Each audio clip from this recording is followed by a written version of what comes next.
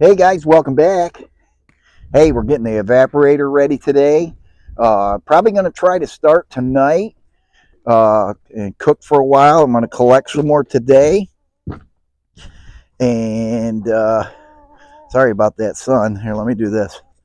So I'm going over. I got to get the evaporator ready. Get wood put in there. And get all set to do another cook. So come along with us. We'll see you in the sugar shack.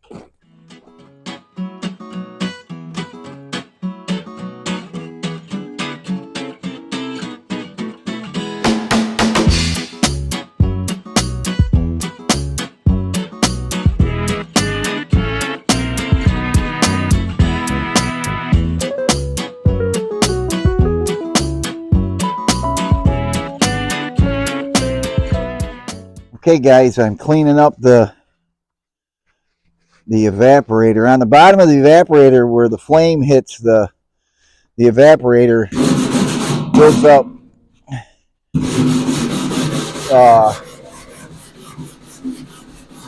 quite a bit of creosote or ash, carbon, whatever, but this can hinder your cooking process. So every now and then, maybe after every 2 boils, I'll take it off and I'll get this carbon off, because there's a lot on there, and that can, like I said, can hinder the process.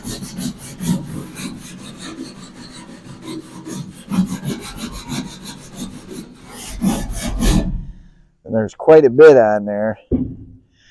So I'll take a drill with a wire brush attachment.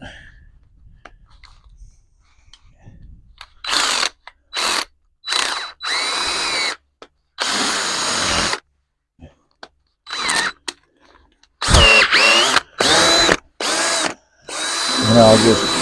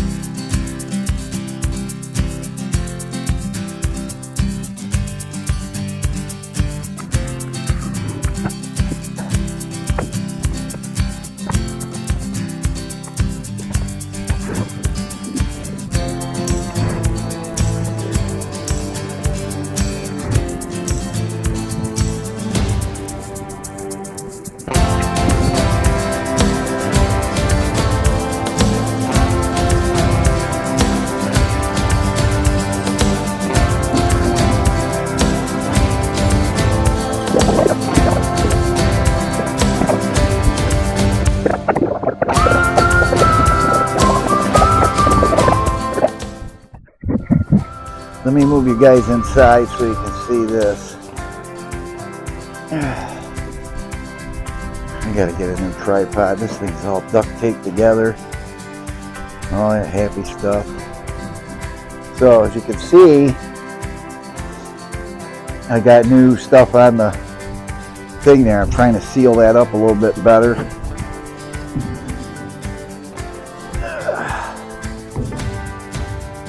See how this works out. Oh, before I do that, I wanted to see something.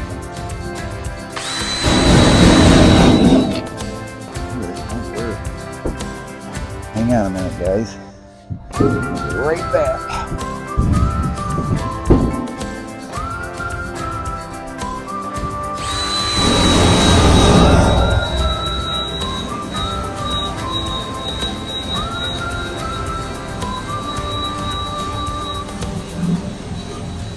Yeah, that's going to take a lot longer. I'm not going to do that. I got mineral buildup in the bottom of my pan. We'll take care of that later. Not going to hurt anything.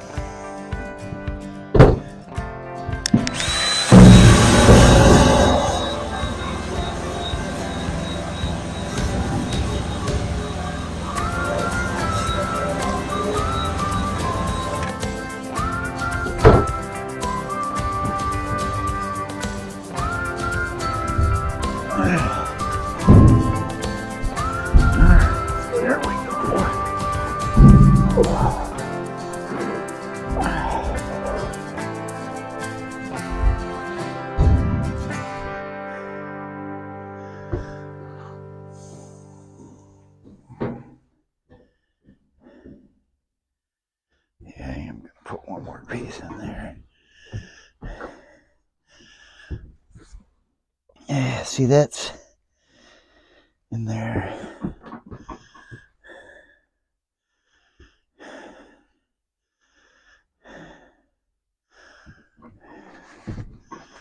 So I got to cut some more of that stuff.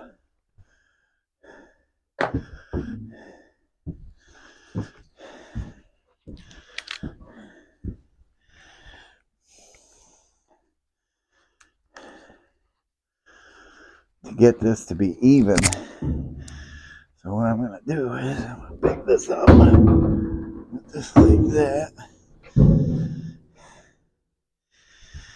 And I'm going to cut some more of this to go in here, like so.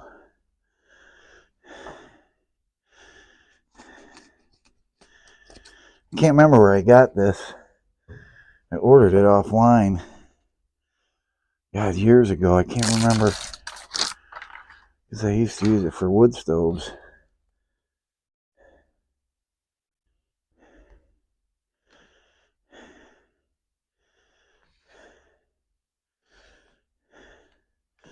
Keep in mind, you want to keep your pan level too.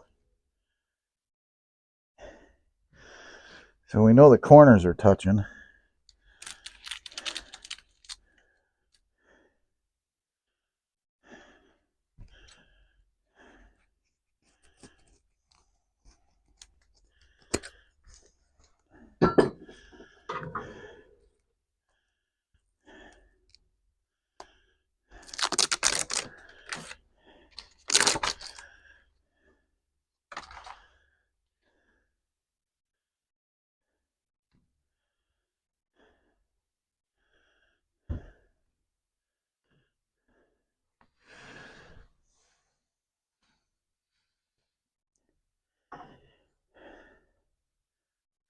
Oh.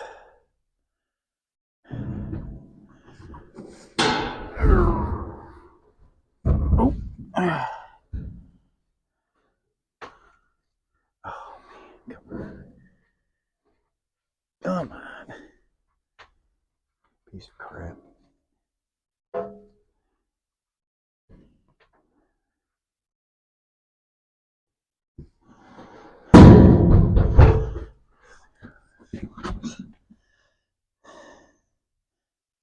Not too bad over here.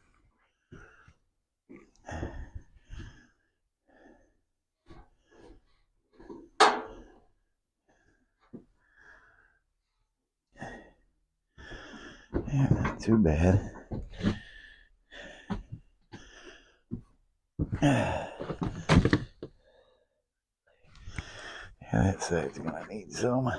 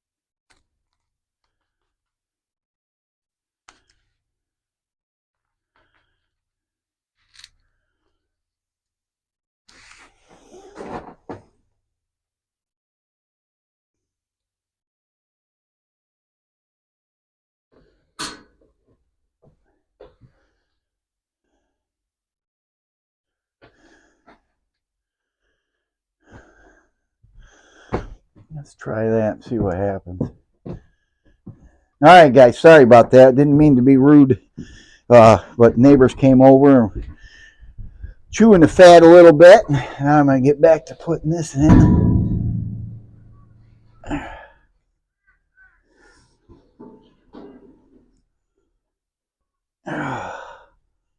This back one's giving me a bugger of a time here. There we go. Okay, that's a little bit better. Definitely. Now I got to get my level out.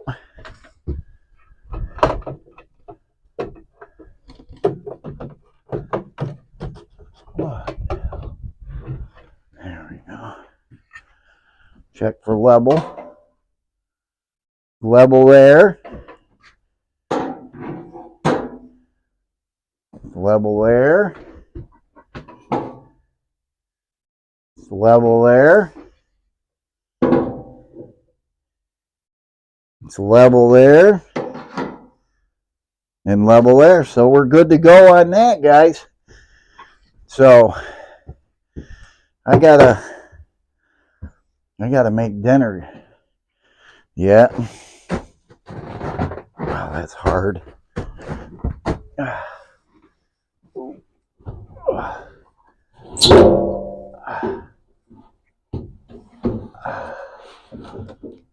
Get this set up.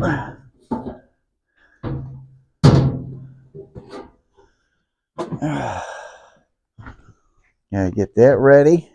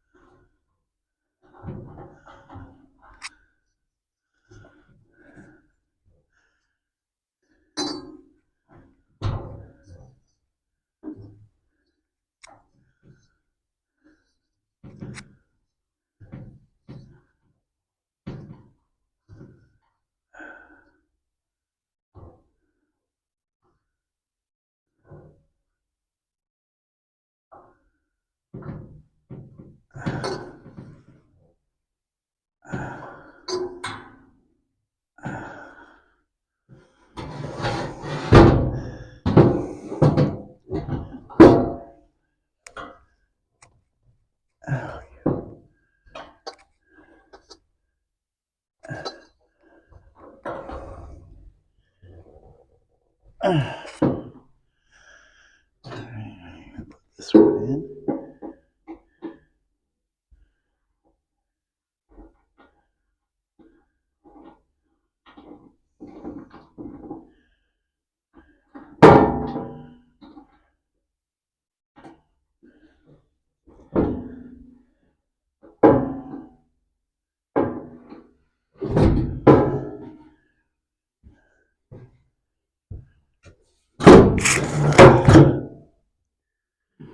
Okay, there's that.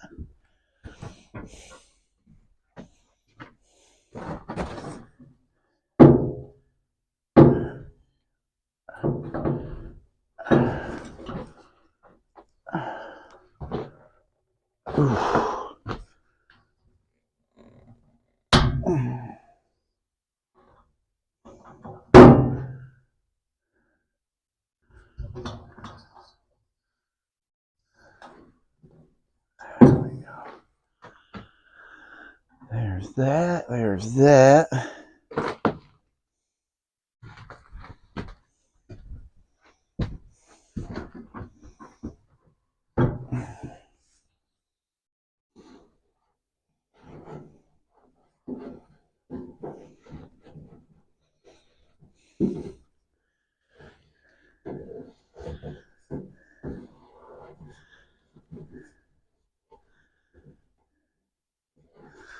There's that one.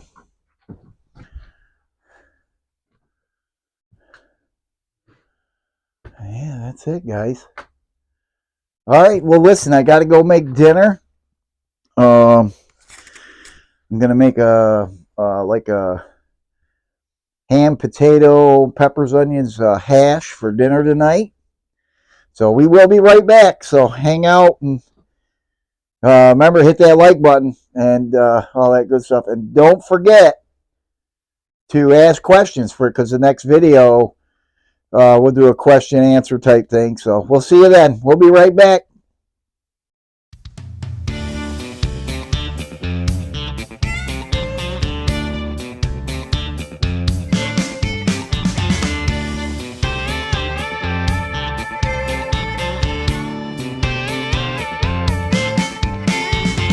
Crank up the music, turn up the heat. I can feel that fire burning in my feet. I'm getting ready, and it's getting loud. That wooden dance floor is calling out my name right now. DJ, play me a Morgan Wallen song, 'cause I got my whiskey glasses on, and I came here to dance. I came here to dance. I came here to dance. Come on, came here to dance. So hold on tight and take my hand. I came here to dance.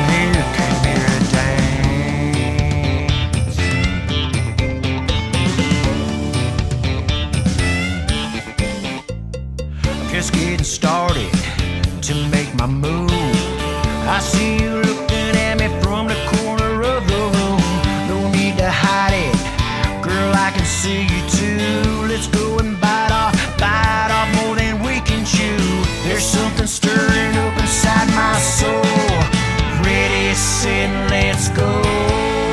'Cause I came here to dance. I came here to dance. I came here to dance. Come on.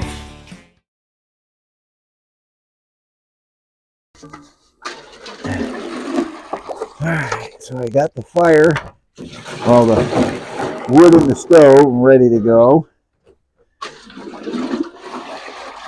Now I'm just filling this up because I don't want to fill up my other stuff yet, because of the fact that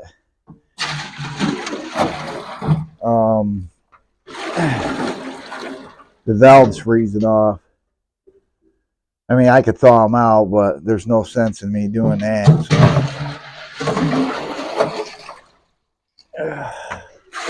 So I'm filling this up.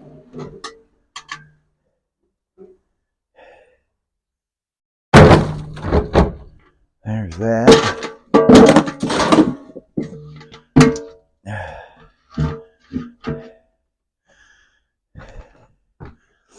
All right, my pan's ready. We got sap in it, nothing's leaking. Fire's ready to go. I gotta sweep this floor. Let me put you guys over here. I'll straighten up some more after I get everything started. I got an appointment tomorrow in the afternoon at 2 o'clock. So Mrs. Jack's going to come out and feed the fire for me.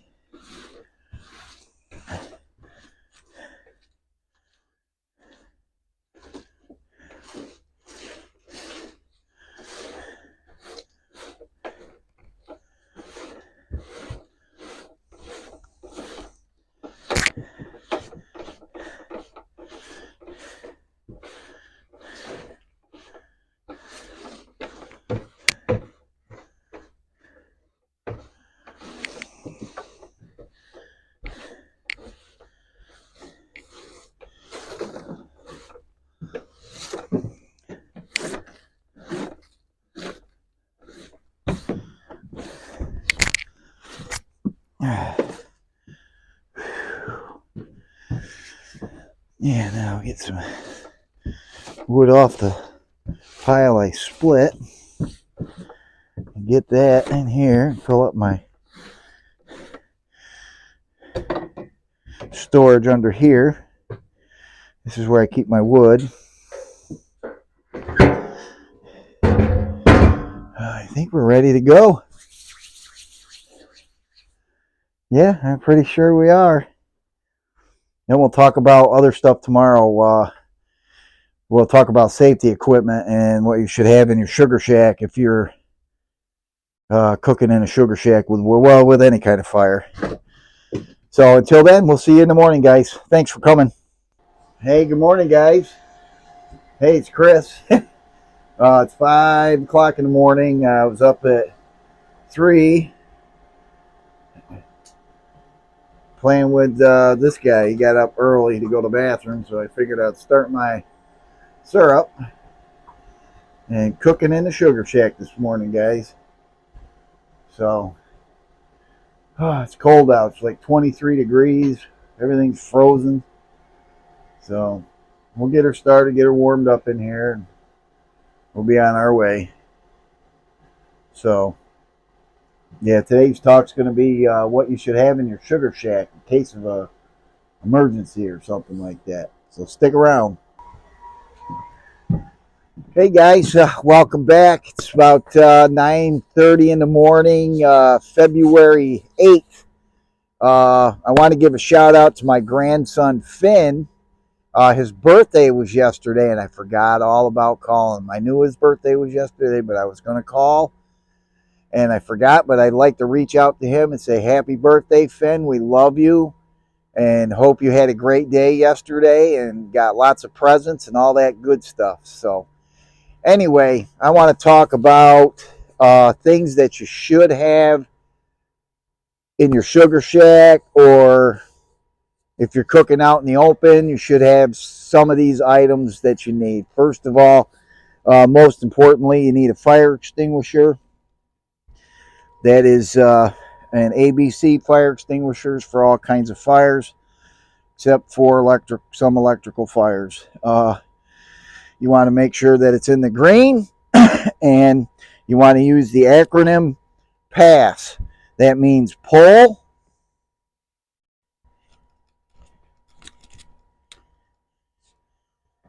aim, squeeze the handle, and sweep at the base of the fire. So that's pull the pin, aim the nozzle, squeeze, and then sweep at the base of the fire till the fire's out. So that's an important thing you should have. The second most important thing you should have is a bucket with raw sap in it or water. This is in case your pan is in danger of burning up, or you're burning the syrup or whatever. This is so you've got an emergency where you can cool it down and stop that boiling process long enough for you to get figured out what you need to do. So the third thing you should always have is a first aid kit. I don't have a first aid kit in my sugar shack at this point, but I do have one in the house that we keep for around the homestead here. So anyway, that's today's tip for sugar shack safety. Make sure you guys remember that PASS: pull, aim, squeeze, sweep at the base of the fire. Always at the base of the fire. So, and remember, incipient fires only. That means a fire about the size of that pail. Anything bigger than that, you should let the professionals do. I was a firefighter for 20 years, and I volunteered up in New York at the Southport Fire Department in Elmira, New York. I learned a lot there, and I had a lot of experience in fighting fires and doing stuff like that. What time is it? It is 3 o'clock. I've gone through probably, I probably got 50, maybe 50 gallons left out of the 100 plus. Doing pretty good though. Color's getting good. So, yeah, and I'm doing some work out here too, if you can see right there, cutting up these logs. I got to get this area over in here all cleaned up because that's where the pigs are going this year. So I know that ain't maple syrup stuff, but it works. So I just actually I got more than that left. I still got quite a bit over here. I got probably 30 gallons in that one, 15, 20. What do I got up there? Probably 15 there. Maybe I had more sap than what I thought I had.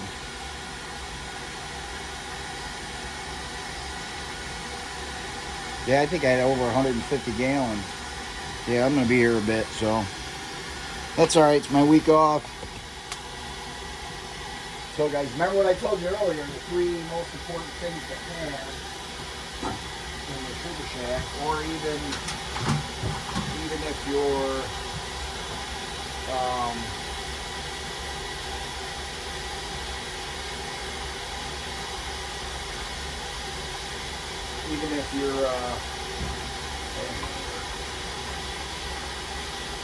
even if you're outside, you should have at least a bucket of sap. That way, if something happens where you got to cool that off real quick, you can dump it in there and then figure out what's going on, this and that and this. And yeah, that goes for even if you got one of those nice big evaporators, you know, with the flue fans and all that. Definitely don't want to mess up your flues. You move it, mess up them, you'll be done. That's an expensive screw up. So, again, and the first aid kit. Some of you guys got sugar shacks or areas away from your property, other properties that you own or may lease or whatever. Make sure you let somebody know where you're going. Make sure you have cell phone coverage or at least a radio. We do both here. I have cell phone and radio, so my wife has a radio in the house. Not that we're very far apart, but yeah, that's what you got to remember. First aid kit too is always nice to have, which we have in the house. If you guys are, you know, like I said, on other property away from your main property or leasing property, you should have a first aid kit there because you can suffer burns, possibly cut yourself splitting wood or you know, whatever you're doing, hurt yourself with the log splitter, riding on the trails with a four-wheeler or whatever, side by side. Things happen. Just make sure you guys are prepared for that. That's all I say. So, anyway, we'll be back. Stick around, guys. All right, guys. Hey, welcome back. Oh, it's evening now. It's probably 5:30. 6:02, excuse me. February 7th. Ooh, I got to text my daughter and let her know.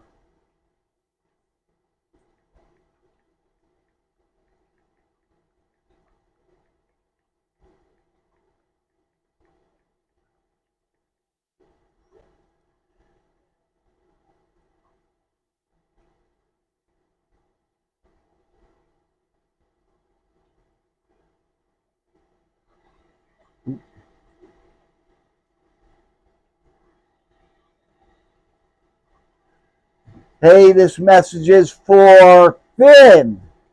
I forgot to text you last night about your birthday and wish you a happy birthday. Donna and I didn't forget your birthday, forgot to text you. So I wanted to say happy birthday to you. I want to sing happy birthday. Happy birthday to you. Happy birthday to you. Happy birthday, dear Phineas. Happy birthday to you. Cha cha cha. I love you, bud. Happy birthday.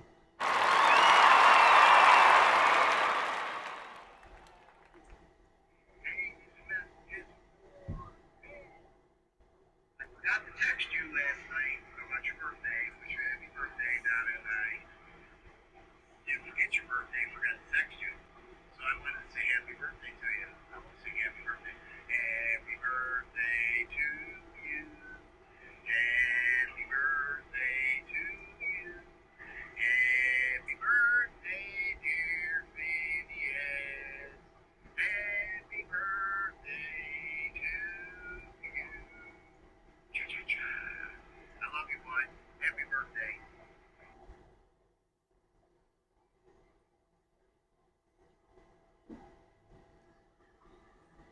Oh man, did you guys get that? Yes, that's cool.